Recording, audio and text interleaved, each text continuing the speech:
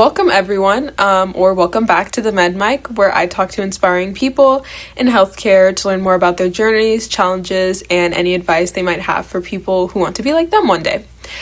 Joining us for today's episode, we have a really cool guest, a doctor and soon-to-be urologist. Joining us today is Dr. Omole. So first, I wanted to say thank you so much for being here. I'm really excited to have you here on the Med Mic. And it's going to be a great episode. So, yes. So, for the listeners, Dr. Omole is actually a content creator on TikTok, and she shares her experiences in medicine and some stuff about urology on her TikTok page. And I just think it's really great that you're sharing your story online. It's really inspiring for young people who want to be like you one day. So, I think that's great. Okay, so if I could have you start by just telling me a little bit about yourself, how you got here, and yeah, your major, things like that. Okay, thanks for the intro. So my name is Omole, soon to be Dr. Omole in like 11 days. It's crazy. So I went to the University of Virginia for undergrad. And while I was over there, I majored in public health and women gender studies. I took a gap year, 1 year doing HIV advocacy work in DC. And I think that was where like my interest in sexual medicine really started. I mean, obviously like with my major, I got exposed to like sexuality and, the realm of that. But then I was also trying to figure out how to merge that with medicine. So doing like the HIV AIDS advocacy work in DC really helped. And then I'm attending Michigan State University College of Human Medicine for medical school. And during my time there, I really honed in on the fact that like sexual medicine is something that's really important to me. But I also knew that I really enjoy working with my hands. I love being in the operating room. I couldn't see myself just kind of being like outpatient for my career. So I ended up doing this summer program called Prospect, and that gave me the exposure to urology. So that was the first time I knew what urology was. I mean, I honestly thought like urology was just dealing with prostate cancer. But doing this, it was a 2-month program at the University of Michigan. I got to see that, yes, urologists are the surgeons that are, dealing with prostate cancer, taking the cancer out, but they're also dealing with bladder cancer, kidney cancer, testicular cancer. There's also a field of urology that is all about sexual medicine. So, helping people with like infertility, or you can also do like reconstructive surgery. So for me, I just honestly fell in love. I had a Black female mentor at the University of Michigan, and I feel like I was able to like see myself in her. So for the first time, I felt like I found like a field that merges like my interest in sexual medicine, but still allows me to be a surgeon and also still have like a good mix of clinic as well. So I'm really excited for the next 5 years of training where, I will learn all things urology and how to do it, and then hopefully pursue a fellowship, either in sexual medicine or reconstructive surgery. I'm not sure yet. We'll see. We'll see if I can do a fellowship. But that's a little bit about me. Let me not blab too much. No, that was great. So I didn't even know that urology, like I feel like urology is not really talked about so much. Like I didn't even know that urology how to do with surgery. Like I didn't even cross my mind. So yeah, it's a surgical specialty, literally. So if you think about like someone having kidney cancer, like a urologist is the person doing that. Someone having bladder cancer, it's a urologist. Even like so like if we're thinking about like I forgot to mention there's like urogyn. So that's like almost merging like the OB-GYN world and urology together. So if someone is like, let's say a female patient had a baby and then a few months later she has like a prolapse, right? Like so her vagina is literally like falling out, or her rectum is falling out. A urologist or a urogynecologist would fix that, right? So wow. I think urology is a field that is very underrepresented in medical school. Like I personally didn't even have any exposure in my curriculum. So I think part of the reason why I post on social media is like, I wish people knew about it because it's kind of cool. Yeah. And important. Really important, actually. Yeah. So did you always know that you wanted to even pursue healthcare, or was it kind of just like once after you kind of did your undergrad, it kind of clicked in that moment? Or was it kind of something that you've always thought about? Yeah, so I actually always knew that I wanted to be a doctor. I was born in Nigeria. I don't know if I mentioned that. And my mom said, like, growing up in Nigeria, I would always, like, talk about Ben Carson because, I mean, I think my grandma read me his book, Gifted Hands, and I was like, yeah, I want to be a pediatric neurosurgeon. That's what I always said. But I always kind of felt like a inclination to pursue healthcare. I felt like that was kind of like what I wanted to do with my life. But I won't lie, like during undergrad, I was exploring other fields. So like I said, I did a major in public health. So I was thinking, okay, maybe I'll be like a public health person and not go through like the medical school route. So yeah, I've always wanted to do medicine, but I did explore other fields to see if they would be just as fulfilling. But ultimately, here I am. Yeah, no, it's great. Yeah. You mentioned you're Nigerian. I'm Nigerian too. I didn't know that. Okay, yes, sister. Yes. I saw her last name and I was like, she's one of us. That's yeah. Yeah, so that's really great. I'm so glad. I'm really excited to have another Nigerian on here. Are you Yoruba or what's your tribe? I'm Hausa. Hausa, okay, I'm Yoruba. Yes, period. Yeah. So throughout your undergrad, did you have any challenges with your major? I mean, kind of. So, like, coming into undergrad, I came in as a biology major. But going to, like, such a big school was very, like, pre-med heavy. I didn't really have, like, a lot of mentorship or anyone that could kind of guide me. So I remember, like, even the first year I was taking so many hard classes all at once. So I felt like, oh my gosh, I can't do this degree. Like, this is so hard. And then I ended up like switching to public health because I just felt like it aligned a little bit better. And it also gave me the opportunity to not only still take my pre-med classes, but I almost had like an outlet to explore this other side. But I think something that really helped, and it also helped me in medical school, was like being part of SNMA, which is an organization for like minority students who want to pursue medicine. And I remember the chapter at University of Virginia, the medical students would literally come to UVA and like work with the Black or the minority undergrad students. And that kind of helped keep us on track. And for me, after having that experience, that positive experience, like I also wanted to make sure like I was paying it forward. So even in medical school, I've been working with SMA and hopefully I work with them throughout the rest of my career. So, yeah. Okay. So talking about like med school, more like about the admissions process into med school, how was that for you? Was it, I mean, of course it was challenging. I'm sure it was very hard with the MCAT and everything. How was that for you? Yeah, it was hard. Like I said before, there's kind of like no guidance. I do have like people in my family who are doctors, but most of them did medical school in Nigeria, so they don't even know about like the whole process here. And then my one cousin, she's like pretty far removed from like, medical school admission. So basically I was kind of going through this like on my own. I took the MCAT once I believe I took the MCAT pretty much like close to the end of senior year of college. I didn't get a score that I was aiming for, but I just like felt like I've done enough in undergrad that I felt like I could submit a good enough application that kind of represented who I was as a person. I believe I applied to like maybe like 30 to 40 schools and only got like a couple of interviews. And I think I only got like 2 or 3 acceptances, but like they say, you just need one.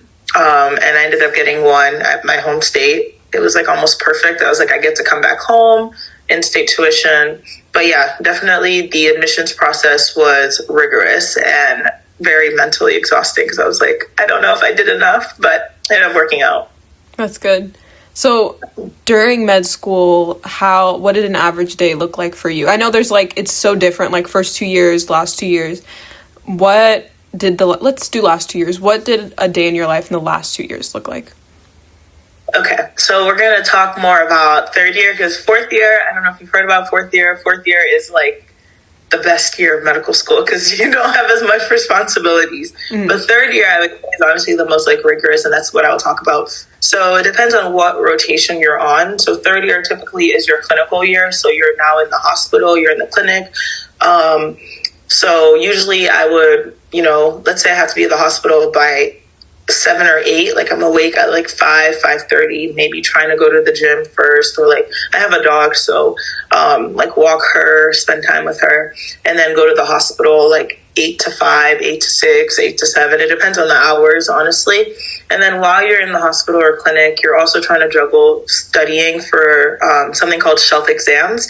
So during your third year, you're evaluated on each rotation, or at the end of each rotation on a shelf exam. And that kind of determines your grade for the rotation. So it depends on what school you go to, but you can either like pass, high pass, or honor. And like they always say, like third year is like a really high stakes year because that's really what residency programs are using to evaluate you. So yeah, like while you're in the hospital, you're trying to get through your UWorld questions, which is a question bank that we use.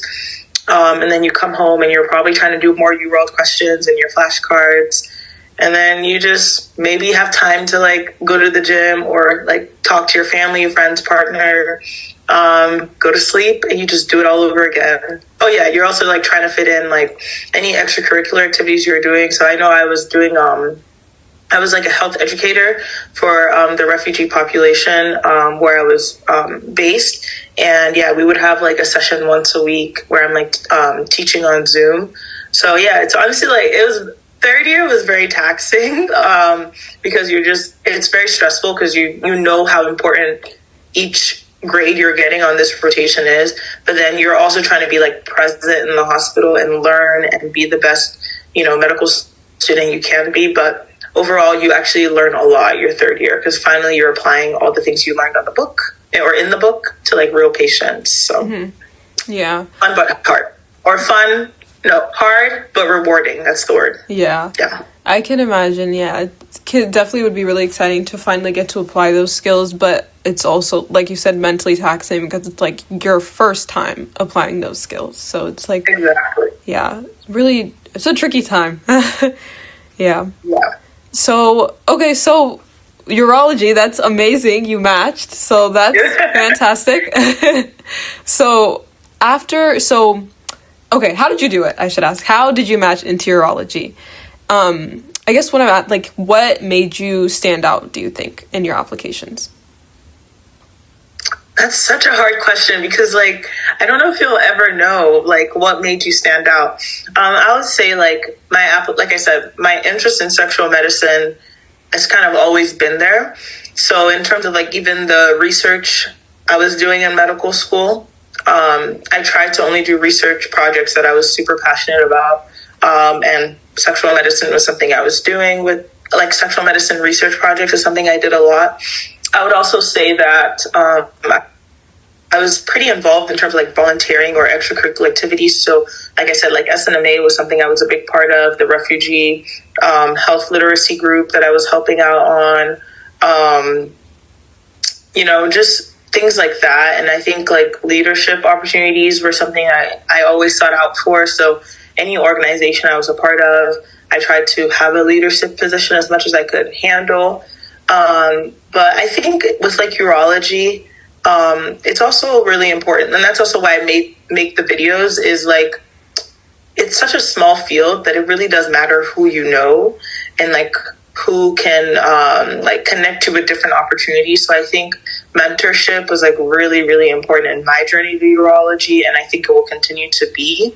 So I think I was able to like network with the right people and, through that have research opportunities with them, maybe shadow them or like go work with them in the hospital. But I think all of those things were like the reasons why I matched. Oh yeah, you also have to have like strong grades and stuff, but everyone in med school is smart, so yeah, that's about saying. Okay. Yeah. So did you ever well, of course, it's an uncertain time, like the whole match situation and how, you don't know where you'll end up, if you'll even match in the specialty you want. How did you, manage that uncertainty? How did you handle it? yeah, it was the most stressful 3 months of my life. I was probably crying like every other day because I was just so nervous. But I'm religious, so like something that I relied on is my faith. Knowing that I wasn't going into this like not knowing I tried my best. Like I literally did everything that I knew that was in my hands that I could do, right? So I think having that mentality and just kind of leaving it to God honestly just made me feel a little bit better. Also like my friends, knowing that like I could just go to them and we're all kind of going through similar things helped. My mentors, like I said, you know, just like they would text me randomly and just like, you know, send like good vibes towards me, and that was helpful. Or I would like reach out to them and be like, oh, I'm feeling like this, you know, what can I do? But then I think something else that I tend to do when I'm in like space of uncertainty is creating like plan B's, plan C's. And that's not to say that like I don't like to create like other plans if I'm not sure plan A will work, but it does help to have like something to fall back on if it doesn't work out. So I didn't end up dual applying. Like I only applied urology. So if I didn't match urology, I would have had to put together a new application for a different specialty, or I would have done like a research year probably. Actually, I would have probably done a research year. But I thought all those things through while I was waiting. So I think that also helped time go by because it gave me something to do. But yeah, I would say those are the main things that helped me in terms of like uncertainty and waiting. Yeah, I think that's a really good way to like deal with the stress and everything, like thinking of like, okay, what else, you know, what are my other avenues? I think that's something I haven't heard, so I think that's a really good mechanism. I like that. So given that, you know, urology is so like niche, like there's not a lot of people know about it, and on top of that there's not a lot of women in urology, and then on top of that there's not a lot of Black urologists. How do you cope with being the only person who looks like you do when you're stepping into a room? Like, how does it feel to step into that space? Yeah, that's honestly something I've been like thinking about, because now that I am like gonna go down this path, like that's an experience I'm probably gonna experience a lot. I mean, even like my residency program, I'm the only Black person in like the entire program. And I think like something that I'm gonna do is just not like, I don't want to put too much weight on that mentally, and because I think if I put too much weight on that, like that's a lot to carry. You know what I mean? Like I don't want to, because no one else in that room is carrying that weight. So then I feel like if I'm kind of thinking that so much and like being so worried that I'm the only one, like I don't want that to affect like my performance. I don't want it to like I don't want to carry something that I don't necessarily have to carry. Like I just want to honestly just like be the best resident I can be, and then let that speak for me. But that's not to say that like I don't consider it, because I do know that like me performing well will open doors for other people that look like me. You know what I mean? Because if I go in that and then I mess up, you know, unfortunately people are going to have biases or like unconscious, you know, perceptions of me, and then that could affect the next person that's going to come. So trying not to like put too much weight on it, but also like remembering that like it's like I'm kind of holding the torch right now, but like try not to make it feel so heavy so I can carry it well. I don't know if that makes any sense. No, I understand what you mean. Yeah.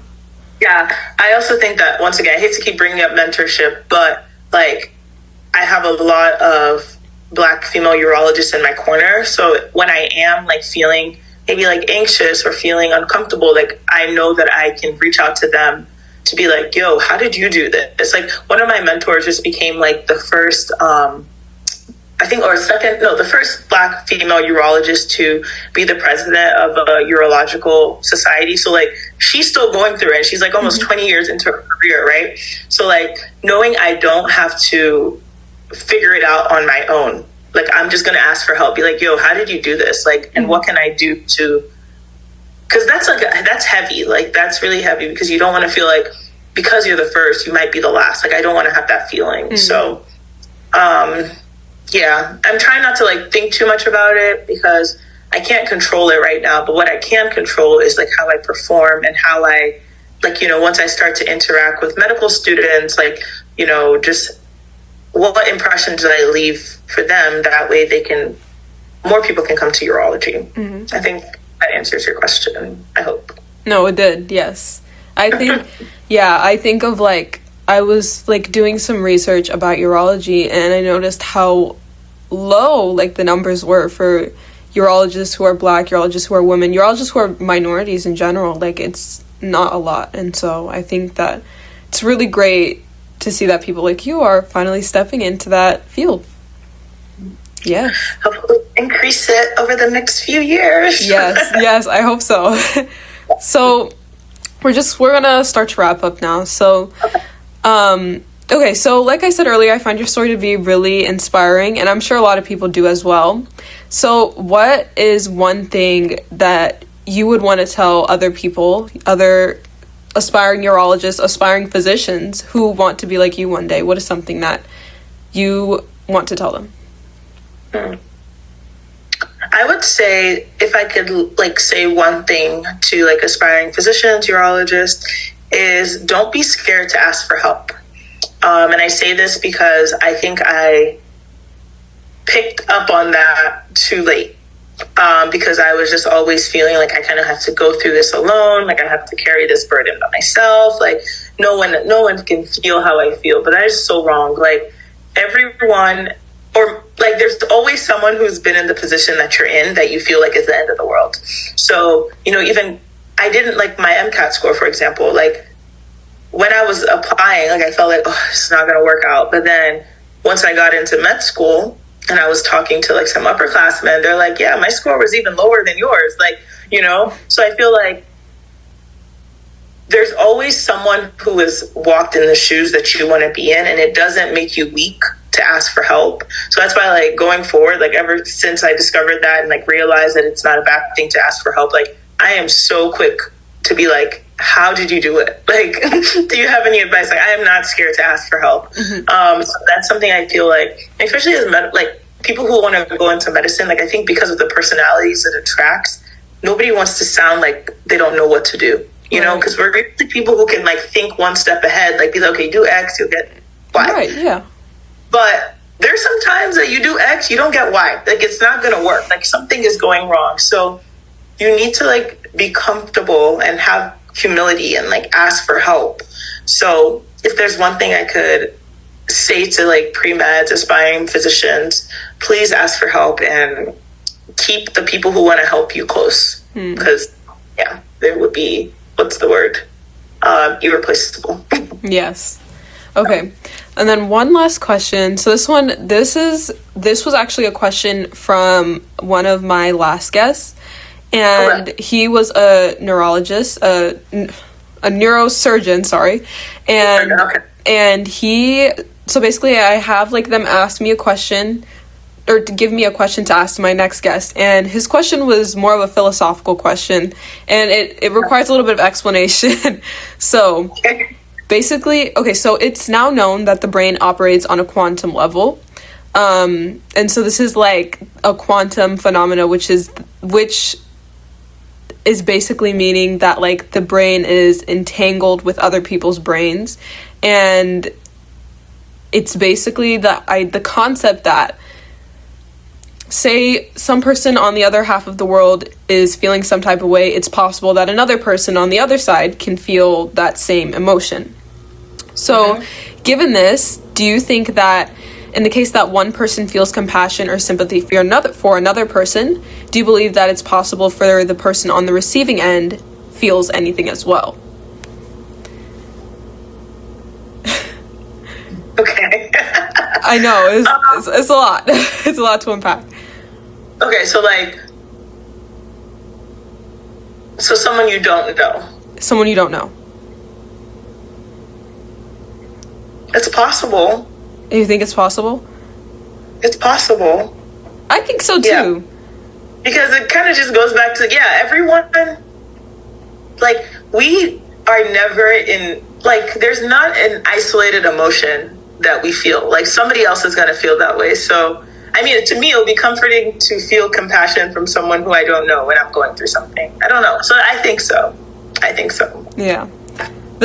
Whenever like my past guest gave me this question, I was like, whoa, this is a lot. Yeah, that's a lot, but yeah, it's a good question.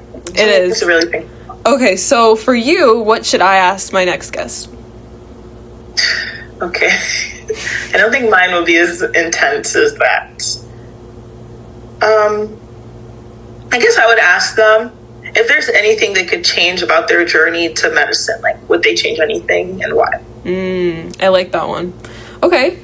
So just wrapping up here. So, well, everyone, you heard it. That's the question. If you could change anything about your journey, what would it be? And you'll get to hear in the next episode, if you tune in, my next guest answer. So it's been great having you, especially as my guest for episode 3 this is. So yeah, so I had a blast hearing about your journey. And to everyone listening, I hope this conversation gave you some insight on the reality of urology and what it takes to be a urologist and what urology is like right now. And I hope it inspired you to keep pushing towards your own goals.